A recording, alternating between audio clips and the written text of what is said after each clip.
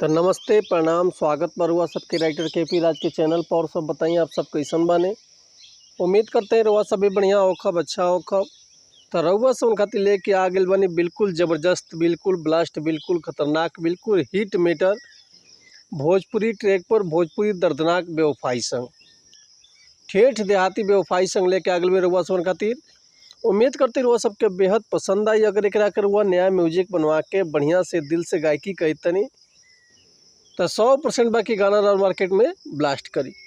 लेकिन ऐसे पहले रुआ समन से एगो बात कहल चाहब कि अगर रुआ गायकी में इंटरेस्ट बा, गायकी में कदम रखले बानी, गायकी कल चाहतनी आ गायकी रुआ के पसंद बा, रुआ के बढ़िया बढ़िया मीटर नहीं मिलत, बढ़िया गाना नहीं मिलत, बढ़िया से तुकबंदी नहीं मिलत, तो अगर रुआ हमारा चैनल पर आ गए तो रुआ सबके निराश पहले के जरूरत नहीं है।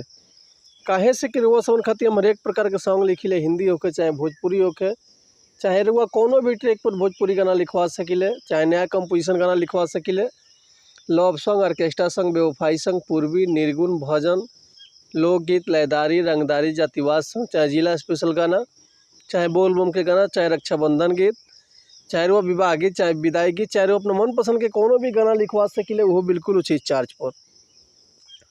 तो ऐसे कहल चाह रुआ समन से कि रुआ हमारा चैनल पर आ गए बानी, चैनल पर पहला बार बानी, चैनल पर नया बानी, तो चैनल के लाइक कर दी, सब्सक्राइब कर दी, बेल आइकन प्रेस कर दी, ताकि कोनो वीडियो अपलोड करी तो सबसे पहले नोटिफिकेशन रुआ सबन के मिले। अगर वीडियो रुआ सबके अच्छा लागता तो एगो प्यारा सा कमेंट कर दी। चलिए देर ना करते हुए आज के मीटर देख ले कैसे बा, का एकर लय बा, का एकर धुन बा, रुआ सबन के हम गा के बताओ। तो उम्मीद करती रुआ सबके बेहद पसंद आई।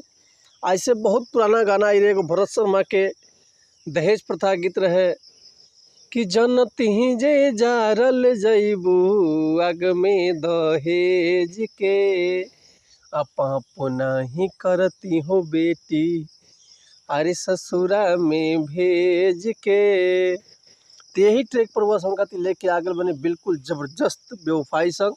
तो चलिए देखिए आज के गाना कैसे बा। एगो लड़का एगो लड़की से का कहता कि होखते सगाई चली जईबू बैगनार से, कि होखते सगाई चली जईबू बैगनार से, किनके कफन दे जइह छपरा बाजार से, किनके कफन दे जइह बलिया बाजार से, कफन किनके दे जइह तू बेतिया बाजार से, कफन किनके दे जइह तू सहसरम बाजार से, हमरा के छोड़ी दिल लगई ह भातार से, हमरा के छोड़ी दिल लगई ह भातार से, कफन किन के दे जइह तू आरा के बाजार से, कफन किन के दे जइह तू बलिया बाजार से। तो उम्मीद करते हैं मीटर हुआ सबके बेहद पसंद आयल हो।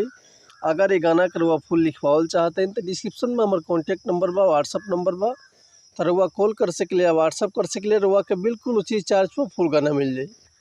लेकिन इससे पहले रुआ समझ से को बात कहल चाहब कि अगर हमारा गाँव में कोनो मिस्टेक होता तो वे क्षमा चाहता नहीं, ऐसे कि हम गायक ना है, रुआ समझ के खाली बता सकिले, समझा सकिले। तो मिला तो नेक्स्ट वीडियो में कुछ नया धुन, कुछ नया कंपोजिशन लेके, तब तक ले रुआ सब सम्मति चाहता नहीं।